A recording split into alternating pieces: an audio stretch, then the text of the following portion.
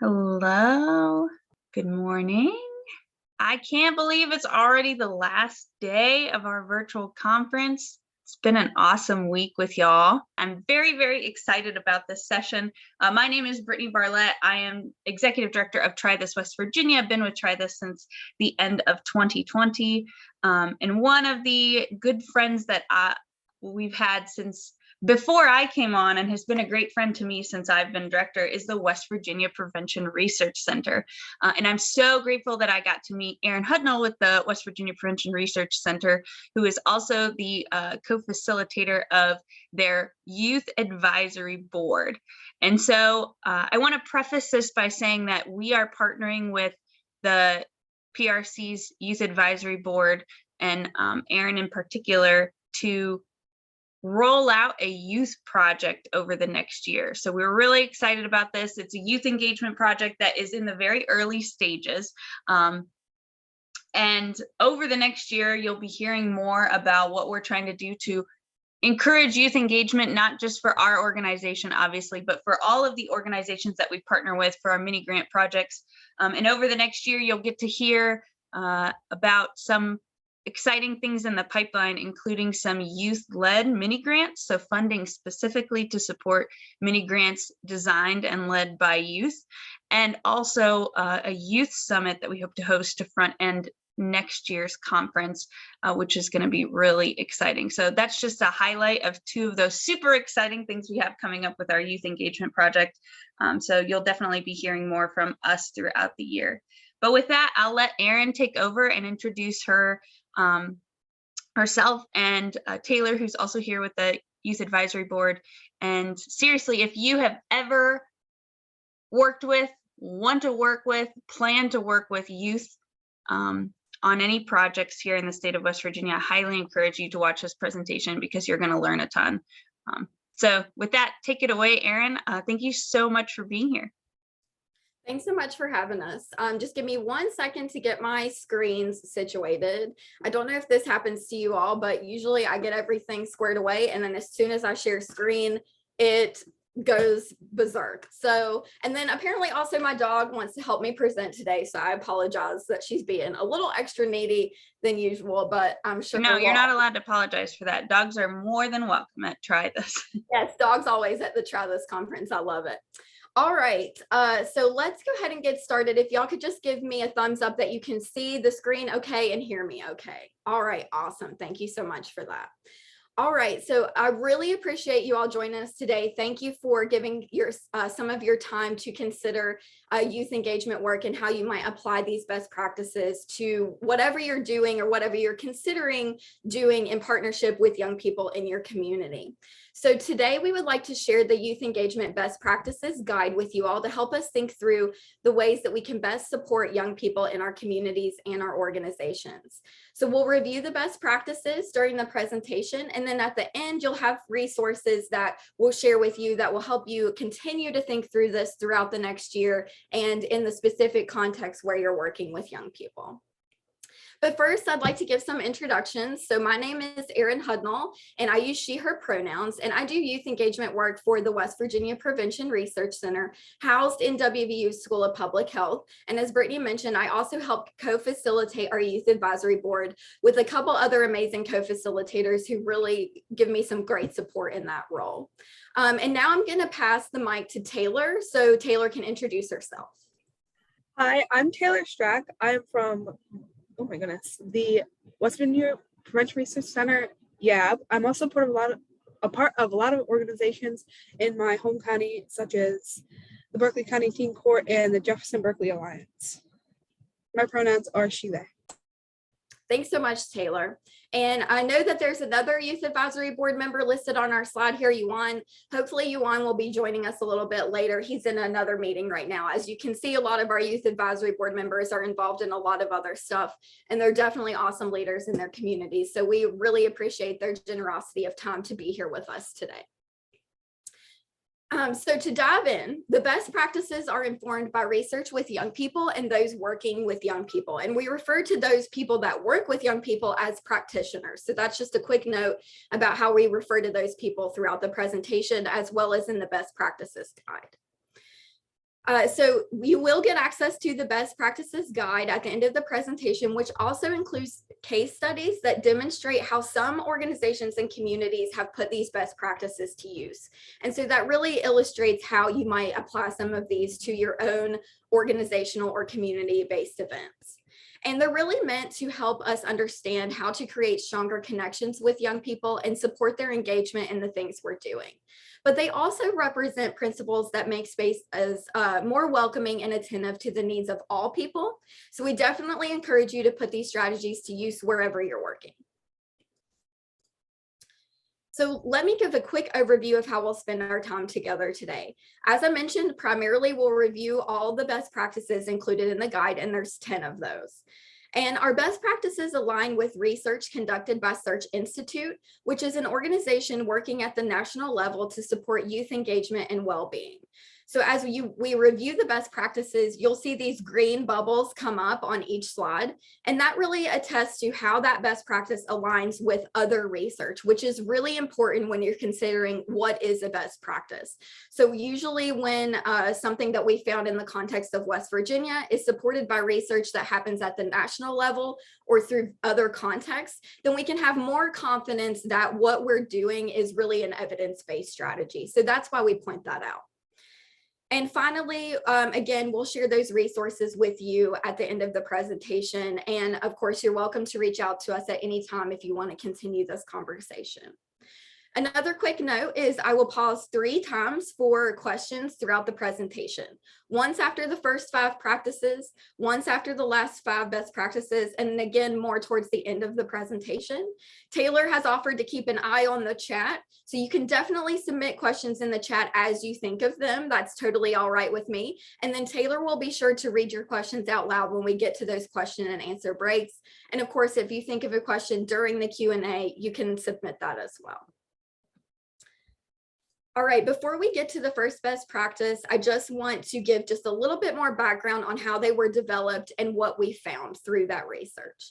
So these practices are informed by focus group and interview-based research that began in late 2019 with young people and practitioners. While the ages of our practitioners varied, most young people we interviewed were between 16 to 22 years old. However, it's important to note that in a context like West Virginia that has an aging population, the phrase young people or the word youth can apply to anyone under retirement age. Now, I know this may seem very odd, but research from the West Virginia Education Association shows that 1 in 4 West Virginians will be over the age 65 by the year 2030. So essentially in less than 10 years, a quarter of our population will be 65 or older. And that's why we use a broad definition of young people or youth, as well as the broad applicability of these principles to all people. So throughout the descriptions of the best practices, you will see these 3 themes come up over and over again. So respect and trust, mentorship, and space. We encourage you to learn and practice the strategies related to these themes as much as you can, since they create a strong foundation for your youth engagement practice. We've seen the positive impact of these themes and best practices through our work with our Youth Advisory Board. Taylor, would you like to tell folks a little bit more about the Youth Advisory Board and how you've experienced that group? Yes. The Youth Advisory Board, I feel like it's almost like a family because all of us are always there to support each other. In our meetings, we have a time where we share our good news and our bad news. So I definitely say it's a very great support system. And I feel like truly with the group of people that are all so amazing that we have and are also involved in the community, we are definitely making a change in the community. And we also just had our YAB retreat, which was really nice. We did some team building activities, and I feel like that really helped to like give us like space, because the entire trip wasn't like completely structured the way the facilitators set it up. It was very like how we're talking about today, like you give youth space and you respect and trust them. You don't just treat them as like below you. Sorry, a little bit of a bad brain moment there, but yeah. Thanks so much, Taylor. And I feel you. It's Friday. I'm having trouble making my brain work too. So thank you so much for filling folks in on what we're doing with the Youth Advisory Board. All right, let's go ahead and dive into the first best practice, which really focuses on what Taylor was just talking about, making space and sharing power. So young people are willing to be engaged in spaces that are collaborative and foster mutual respect between adults and young people. They want to be in spaces where adults acknowledge they hold greater decision-making power than young people and are willing to share this power with young people. They also want adults to hold themselves accountable when abuse of this power happens. This means taking responsibility for harmful or disrespectful actions and taking corrective action. Young people also want to know that no matter how they show up in a space, regardless of the ways they dress, talk, act, or think, that respect will be afforded to them. And this connects to the second bullet point on the slide, where these sort of aspects of speech, action, dressing are known as respectability politics. So essentially, young people do not want to be engaged in spaces that operate on respectability politics. Finally, young people want to know that the spaces they're engaged in are open to diversity and equity. This means that everyone's voice is invited to the table and given the same consideration as all other voices at the table. Now, often when I'm talking about this best practice, I get the question, well, how do we show respect, right? What does showing respect look like? And I think there are two really simple ways that I see commonly in the youth engagement space. And that is, unfortunately, monopolizing people's time and interrupting. So I think to be able to create spaces that are open to youth engagement and young people stepping into the space and learning how to use their voices. Some young people already know how to do this. Other people are still practicing, right? We really have to take an intentional step aside to create that space, which means that we don't interrupt them whenever they are sharing a perspective or an opinion or an idea, and that we just speak less in general in order to create that space for young people to step up and verbalize what they're thinking. And again, not monopolizing time. And so oftentimes this looks like just making sure that events and meetings start and end on time. I will not lie to you, I've already messed up on this. One of our youth advisory board meetings went over by 15 minutes, and it was totally my fault because I was just super engrossed in the conversation that was going on and was not doing my timekeeping responsibility as a co-facilitator. So the way that we sort of addressed that was making sure that the next meeting was either 15 minutes shorter. So our YAB members had the opportunity to go ahead and log off 15 minutes early to get some of their time back, or we just opened up the space if people wanted to stay on our virtual meeting for 15 minutes of just hanging out time. So you can think of some creative solutions to let people know that you do respect their time and you're willing to course correct whenever you have either intentionally or accidentally monopolized people's time. It's important to remember that for everyone, time is a very valuable resource because it is not renewable. All right, best practice 2 focuses on meaningful collaboration. So young people repeatedly mentioned that generational differences in values and worldviews were an obstacle to collaborative relationships with adults or older adults. Generational differences occur because the historical time period in which each generation grows up differs, leading to the adoption of different values and worldviews. The guide includes resources to help you begin to understand how your views might be shaped by the time period in which you were an adolescent, and we definitely encourage you to check that out. Young people also want adults or older adults to practice perspective taking in order to foster an open environment where these differences can be discussed and overcome. This means that one must be willing to learn from young people and understand that they have valuable knowledge and experiences to contribute to any situation, regardless of age. So often for me, I try to remember the age-old adage that age is not a measure of maturity or experience or knowledge, and that youth engagement is really about bi-directional learning. It is not just about young people learning from those that are older than them. It is also about older adults learning from young people, and also the fact that when those two groups are in collaboration, there are completely new things to be learned and discovered together that you wouldn't get to if that collaboration wasn't happening. All right, our third best practice deals with mentorship. So you can really start to see those themes come through that I mentioned in the beginning of respect, trust, mentorship, and space. So again, we definitely encourage you to focus on those things first. So young people repeatedly emphasize the desire to learn from those older than them in quality mentoring relationships characterized by respect and care. Young people prefer for this mentorship to look like an older adult walking alongside them, guiding their hands-on experience, rather than asking them to do mainly grunt work or participate in experiences that are not meaningful to them. Further, these mentorship experiences equip the next generation with leadership and other skills that are crucial for supporting our communities in the future. And Taylor talked a little bit about this with the Youth Advisory Board and the YAB retreat. Team building and the opportunity to practice leadership are really important aspects of positive youth development. So the more agency that we can provide young people to really figure out who they are and what type of leader they are, the more positive outcomes we can count on. All right, practice 4 again focuses on authentic relationships. So working with young people requires strong listening skills, which can be another way that we can show people we respect them. An active listening strategy is one way you can practice and improve your listening skills, and the guide provides more information about this. But it's important to note that active listening is not the only listening strategy out there. There are a ton that are very helpful for youth engagement work. So if you give this a quick Google, you'll be able to find resources that will help you explore some of those other ideas. And secondly, it's important to use your listening skills to begin creating a foundation of trust with young people you want to work with before you ask them to do anything.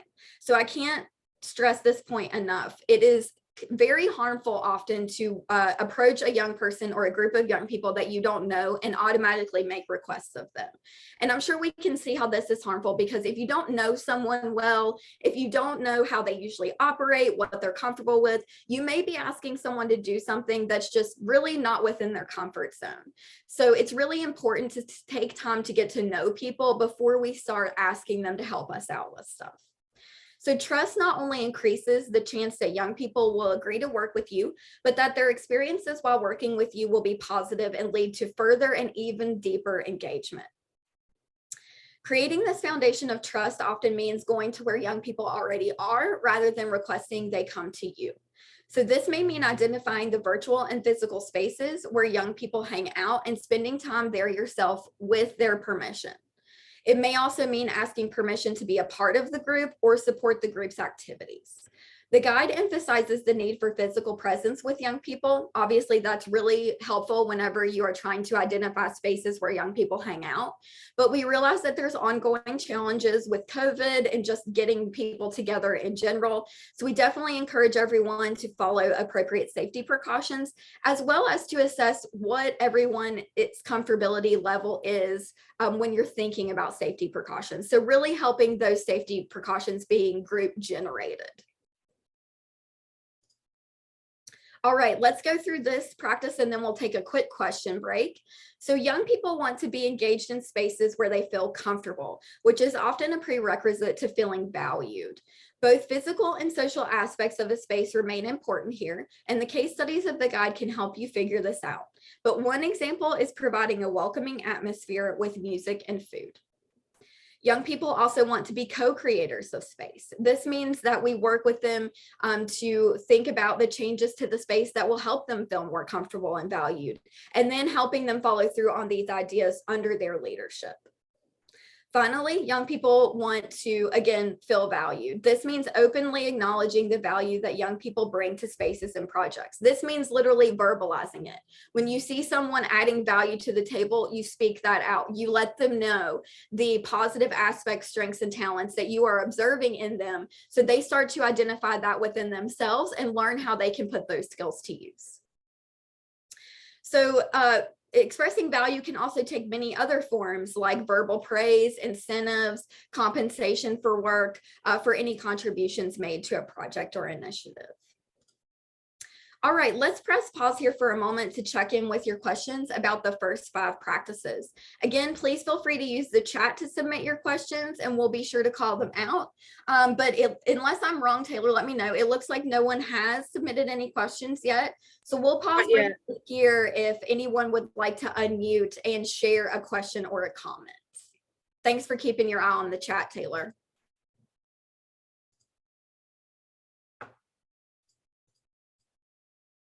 Hey, Erin, I have a question.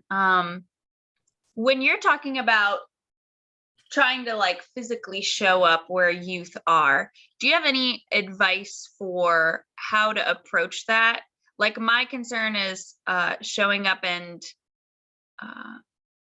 like I want to show up and be welcomed, I guess. I don't want to show up to a space where I'm intruding. So do you have any advice on like spaces where that feels appropriate, or you've seen success showing up in those spaces, or maybe how to reach out to one of those groups in an effective way to like make sure you're showing up in a way that's like respecting them and listening to them and not ensuring you're not showing up and telling them things, I guess.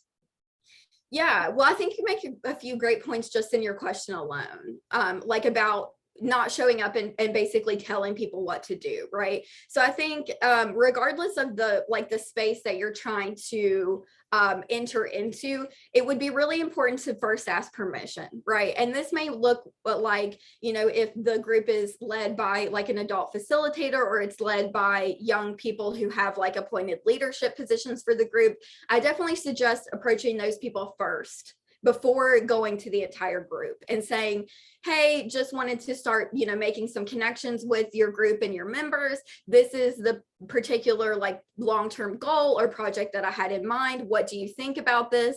Is there anything I need to know before I show up in the space? But also, to your points, like making sure you as a person are prepared to show up in that space, following some of the best practices that we have already covered, like, are you a good active listener? Are you really good at not interrupting, being able to sit back and listen?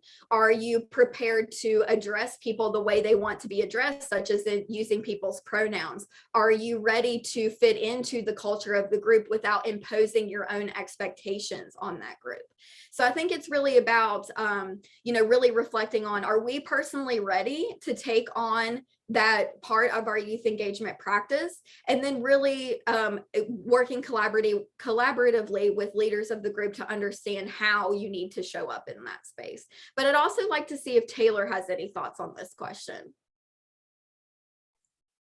Yeah, I feel like most of what you said definitely applies.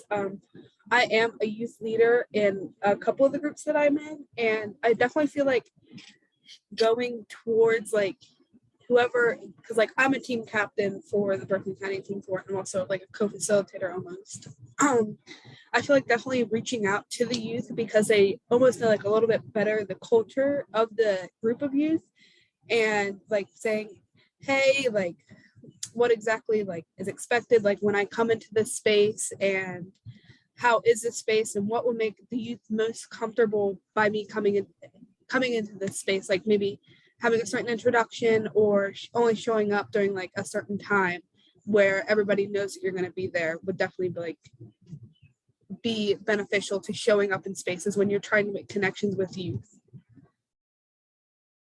Thanks so much for sharing that, Taylor. Do you have a follow-up question, Brittany, or are there other questions from the group? I think what that like everything that you both just said kind of made me conceptualize it in my head that if I'm going to show up to a space like a meeting of youth that are trying to talk about a project, one thing that I find myself doing is try to offer ideas and really sit back and listen and offer help on ideas that they generate is something that feels really important and something that I personally struggle with, which is why I'm so excited about this session and that it's constantly work. Like I want to offer ideas and try to help, but even by having like the absolute best intentions of letting youth lead and like trying to involve youth and give them like equal space in a project, you aren't doing that. And so even with the best intentions, I struggle. And so that what you both said was really helpful. Thank you. Yeah, and thanks for being honest about the fact that it is a struggle and it is continual work. That's so true. Like you're never going to reach an endpoint where you're like, yes, I'm perfect at youth engagement. It requires constant reflection and a constant practicing of these best practices and skill building. And I think it's totally okay to offer up ideas whenever you are working with young people, but following like how we should approach that in any situation, right? Like when you think about the roles of giving unsolicited advice, right? Like often it can be helpful to ask a person if they are open to advice or an idea before we just kind of put that out on the table. So you can use the same practice whenever you're working with young people and saying like, oh, I've listened to you all throw around these like really amazing ideas. Are you open to hearing what I think about this? And if they are, offering that up, and then also in like verbally inviting their pushback. I do this often. I say like, please feel free to tell me what's wrong with that idea, or like what you think about that idea, or ways that you think that this idea will or will not work. So it's important to just not like put your idea out there and leave it where it is. It's inviting young people to also be like a co-creator of the idea that you're putting out there. Thanks for your question, Brittany. It was a really great one. All right, if there are no other questions from the group, we'll go ahead and move on to the next best practices. And again, we'll have another opportunity for discussion here in just a few minutes. All right, so best practice 6 really focuses on this phrase, ask them, then let them. And this was a phrase that was shared with us by one of the practitioners that we interviewed. And it's really about asking young people to do something and sort of letting go of the reins, right? And letting them address that task in whatever way makes sense to them. I think this is perfectly okay in supporting people's agency as long as the culture of the group is right and everyone understands collective expectations for behavior. And one of the ways that we do this on the Youth Advisory Board is we have some ground rules that helps really inform our collective expectations for behavior and our culture. So whenever you have that in place, this ask them, then let them strategy is really helpful for supporting the group's agency. And this is because one of the most important points that we heard when we were doing this research is how micromanaging undermines young people's trust in the adults that they work with. So trust between young people and adults is also supported through group decision-making, where young people have an equal voice in the goals and plans made by the groups they're involved with. And I think this really connects to the discussion we just had about young people and adults being co-creators of ideas and plans. So it's important to remember that the strongest level of trust between young people and adults will likely develop when young people are included in every step of the decision-making process each time a decision is to be made. So not once, not twice, every time there is a decision that can be made in collaboration with young people, involve them in every step of the process. And this is crucial whenever the decision you are making directly impacts the young people you are working with. So at the PRC, we really try to follow the ethos of nothing about us without us, right? If we are working with young people, if we are doing research on young people, we need to involve young people in the ways we are going about doing that. And so that's one of the primary functions of the Youth Advisory Board, is to really advise us on our projects and plans, but also creating a space for their own development and engagement. So practitioners who informed this research heavily emphasized the need for fun and incentives while working with young people. So this has come up more than once, so you can see how important it is. So again, the most ideal form of compensation is payment for time, especially when young people play a significant role in projects or initiatives. But we do realize that providing monetary compensation is not always possible, and so fun incentives are appropriate as well. And so this is actually something that we do not currently do, but is a long-term goal for us at the PRC for our Youth Advisory Board members to get compensation for their engagement with us. And we know that there are a lot of barriers here, especially for smaller organizations that may not be connected to as many resources. So you can definitely get creative with incentives here. So like leadership development, professional development are also really meaningful incentives for young people. So when there is an opportunity to add something to a young person's resume, to possibly provide them with a letter of recommendation or a letter of support, you want to verbalize those things. You really want to help young people understand how their engagement in something can be meaningful and benefit them in the long term. All right, practice 7 really focuses on policy. So there are many barriers to youth engagement that can only be addressed through policy work or strong community partnerships between many organizations that bring together a vast amount of resources. Moreover, in previous legislative sessions, we have definitely seen some policies come under consideration that directly harm young people and make it more difficult for them to stay in West Virginia. And on top of that, other important policies that would promote youth engagement in communities like broadband or public transportation access are given little consideration in comparison. So we can't stress enough the importance of supporting policies that ensure the well-being of young people in West Virginia. And this means writing to your representatives at all levels, right? And verbalizing whenever you are in support of a policy that is supportive to young people and when you are against a policy that directly harms young people. And again, doing that at every level of government, of organizational policy, and all that sort of thing. So we can look at our own community or organizational policies that are a barrier to youth engagement. So for example, if we have an organizational policy or bylaws that specify the timing and structure of meetings, we can evaluate whether those policies support youth engagement and change them as needed. So one of the most common ways that we engage young people is by inviting them to meetings, right, or events. And oftentimes, because a lot of organizations or a lot of workplaces operate on that traditional 9-to-5 schedule, that really eliminates the possibility of young people being involved during those hours because of school, right? So this may look like agreeing to hold your meetings at 7 p.m. instead of 2 p.m., right, to facilitate that youth engagement. Yeah, can I speak on that real quick? Yeah, absolutely.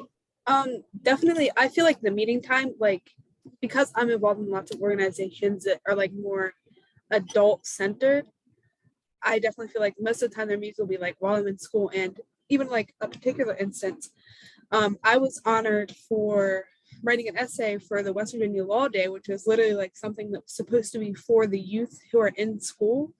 And the meeting time was 12 p.m. for me to get honored. So I wasn't able to attend, even though that was like a space that was supposed to be for youth and to honor the youth for what they had done. So I definitely feel like meeting times, even like when they're trying to include the youth, like they don't really include us because we're in school, and it's always hours that are like within the school structured time, even if like someone's homeschooled or they're virtual schooling, like it's not accessible for us. Thanks so much, Taylor. That's a great example. I really appreciate that. All right, let's move on to best practice 8, which focuses on working with schools. So we definitely recognize that building relationships with schools can be challenging given the demands that they already have, like their schedule and their curriculum needs. But this can be one of the most effective ways that you can support young people in your community. So if you don't already know personnel at your local schools, it's likely that someone in your personal or professional networks does. You may even have a teacher or two in those networks. So think about how you can use these networks to make connections with young people at schools and how you might build programming in collaboration with the school. But it's important to remember sustainability of school-based programs and projects. And often sustainability is best supported whenever our project or program is not dependent on the school's resources alone. I'm a teacher's kid, so I can tell you that teachers and schools are spread way too thin. So whenever we are thinking about working with a school, it's really important that we are adding resources to the table when we're coming to the school as an organizational or community leader. Or in the least, if that's not possible, strategizing with the school about how to make your project or program sustainable. Because sometimes it can be very harmful to provide opportunities to young people and then kind of pull the rug out from underneath that same group of young people. And sometimes that's not our fault. Sometimes there are barriers that just cannot be avoided. And this is why forethought about sustainability is really important. Hey, can I chime in for 1 second, Erin? Yeah. So I was a teacher before I took this role. And so what you said is super true, and something I even had trouble with as an educator and like trying to run organizations. And I just want to add that right now there's such a huge shortage in educators, and that folks are leaving the profession in droves. And so this is only going to be more true that folks are spread thin. So definitely have patience and can think really long term. If you're going to contact a school, like you're going to do something a couple months from now, don't be saying like, can I come in tomorrow to do this thing? And I also really encourage that folks take, what you're talking about here today in mind and say, what if you connected directly with a student leader who would want to help you roll out a project rather than adding this to the plate of an educator? Because students might have more space in their schedule than an educator who now has to cover extra classes might, and it might yield a way better project anyway. So that's just my perspective of someone who was in education and is friends still with educators who are really finding it hard to add anything extra to their plate. Yes, thank you so much for that point, Brittany. It's such a good one. And I really appreciate your suggestion to connect directly with student leaders. That's a great suggestion. All right, let's move on to practice 9, which focuses on arts-based engagement. So arts-based projects provide young people with the space to connect with others through their shared experiences in life and in creating art. So it is not necessary for community-based projects to be centered on the arts, but this strategy might be a good one to try if others have not provided the level or quality of engagement you're looking for. Again, it's important to consult young people about the types of projects and initiatives they want to be involved in, with arts-based projects as one option. And finally, best practice 10 really focuses on communication. So one of the most helpful strategies for youth engagement emerging from the research was young people's desire to be invited to get engagement opportunities in person or personally. So while we can and do reach young people through social media, young people repeatedly said they were less likely to follow through on non-personalized requests for their engagement. And this makes sense because personal invites are also a best practice of volunteer engagement and volunteer follow through. So additionally, when you're thinking about advertising your engagement opportunities through things like social media or flyers, practitioners recommended thinking of creative and non-traditional designs, such as using uniquely shaped flyers to stand out and catch the eye. So Taylor is actually working on our recruitment flyer for our next Youth Advisory Board application cycle. And I'm going to pass the mic to Taylor to talk about some of the really creative ideas that they have included in that flyer. Yeah, most importantly, I think like just me being able to have the free reign on the fly. I'm not very constricted, and it's like my baby. It's not like the whole, like the adults are just like letting me do it, and like then they're going back and changing stuff and stuff like that. It's like mine, like I'm the one who's doing it. I'm the one who's facilitating it. Some of the ideas that I have added to my flyer, well, I guess our flyer, is a link tree where I have added several quotes from our youth advisory board, the youth from that, and also facilitators. And that personally, that's not really anything I've ever seen on this type of flyer before. Like normally it's just like, oh, here's your application, here's the contact information.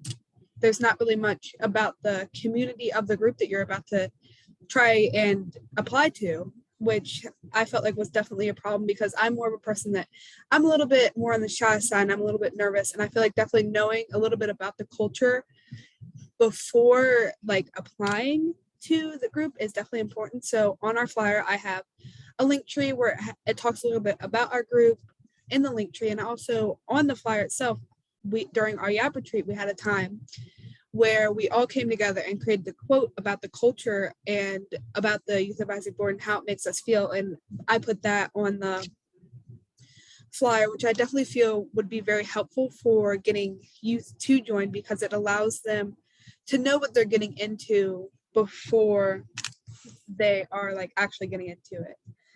And another element that I used was like, I made it very colorful. So like when eventually we do post these on social media and they get printed out to be posted in the communities, it's going to be eye-catching and not just something boring that looks very professional when you're trying to speak to youth, because I feel like that's almost a barrier of being like too professional.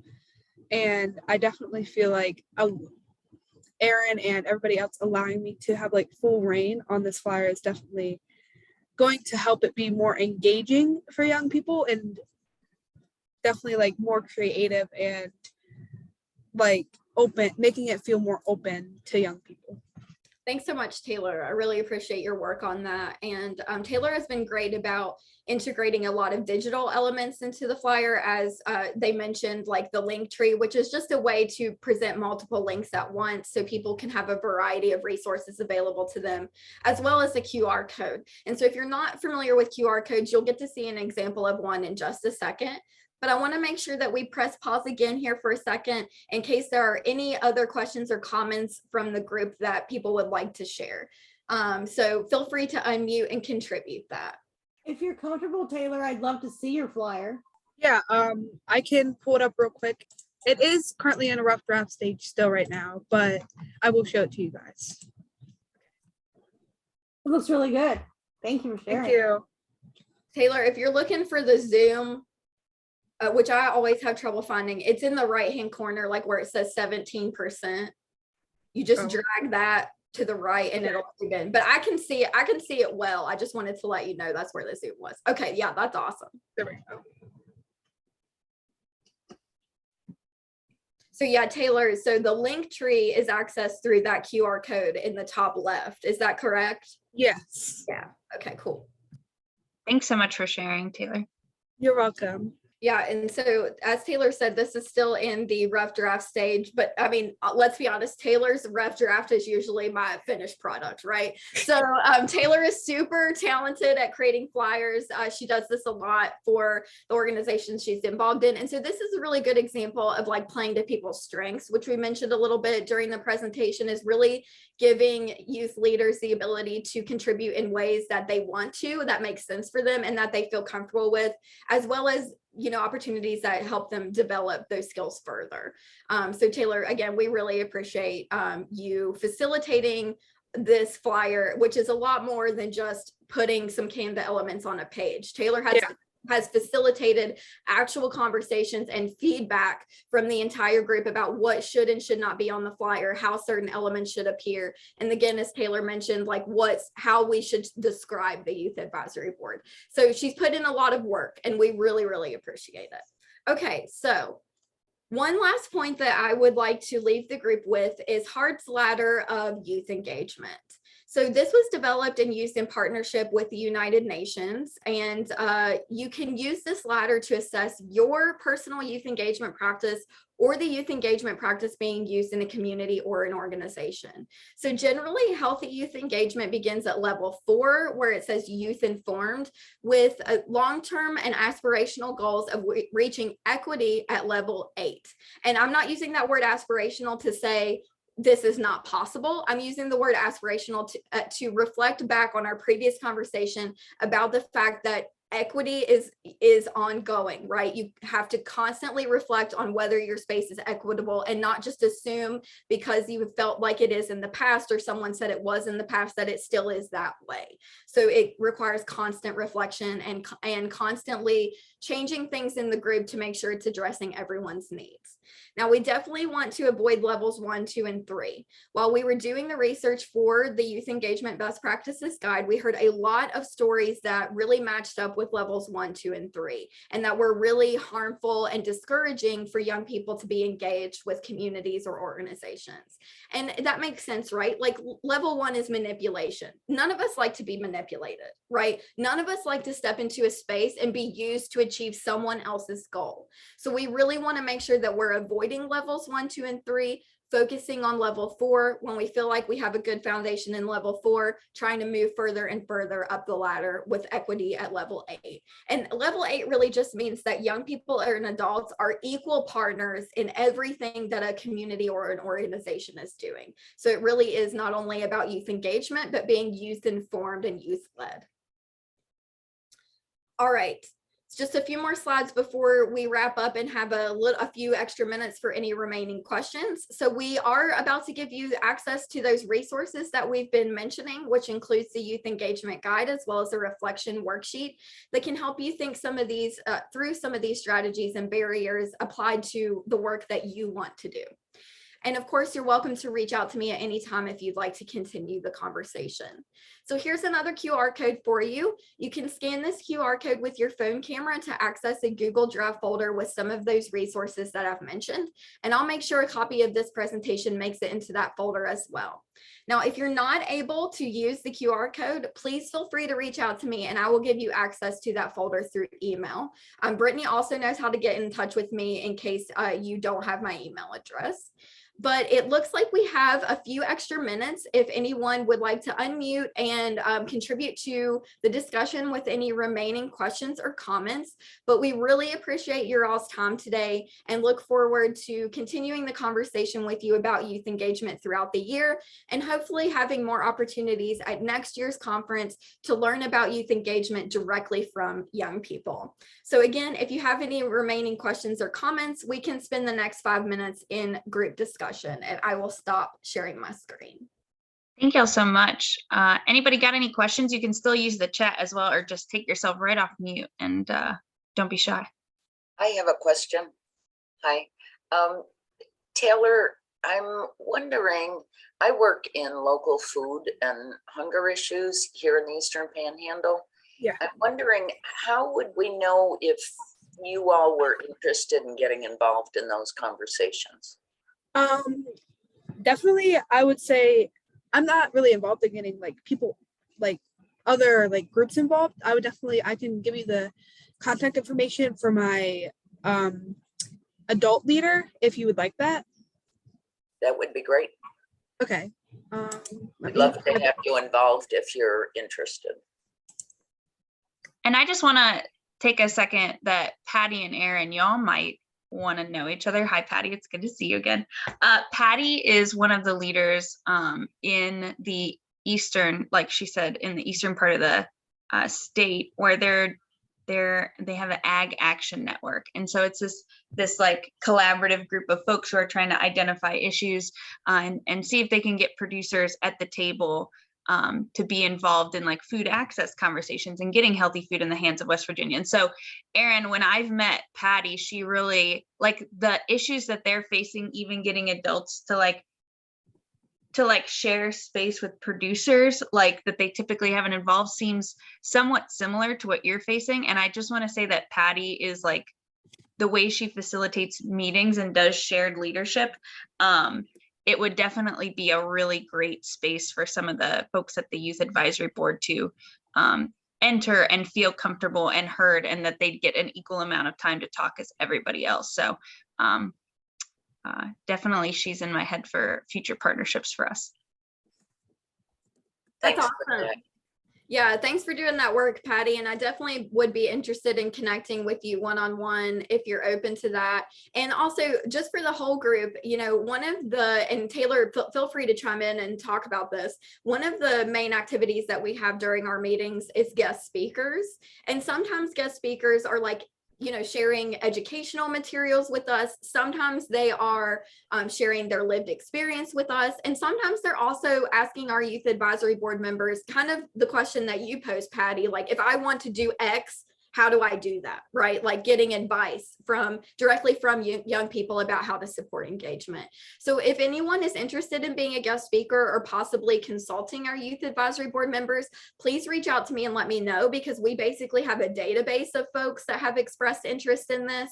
And at each meeting, our Youth Advisory Board members tell us who they want to hear from, right? So again, it is about their own decision. So it's definitely not a guarantee, but letting us know that you're open to that opportunity is the first step in sort of getting involved. And then Patty, I also wanted to just briefly mention, which we can talk about more through a one-on-one conversation. I don't know if you are familiar with a community development professional named Jenny Totten, but Jenny Totten does a lot of great food access work in the southern part of the state. You're shaking your head. So yeah, Jenny knows a lot of people, so it doesn't shock me that you already know about Jenny. But thanks so much for your question. I really appreciate it.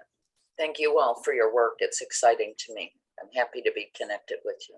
Yeah, thank you so much, Erin and Taylor. I'm so grateful that you all showed up. Like I said, I've been so excited for this session all week, just because I feel like it's every time I hear your presentation, I learn more and reflect more on what we need to do as an organization, but also how to better have that conversation, at least in passing when folks mention stuff, in partner conversations, because it's really important when talking about equity for youth, equity for people of color, all types of like equity that we've been discussing, and you hear health equity all over the place, to like challenge the folks in conversation, even with your partners or with funders, when it feels uncomfortable. And I think we need to get used to being uncomfortable in those conversations and saying, hey, I don't know that the way that you've laid out this project is actually doing what you think it's going to do.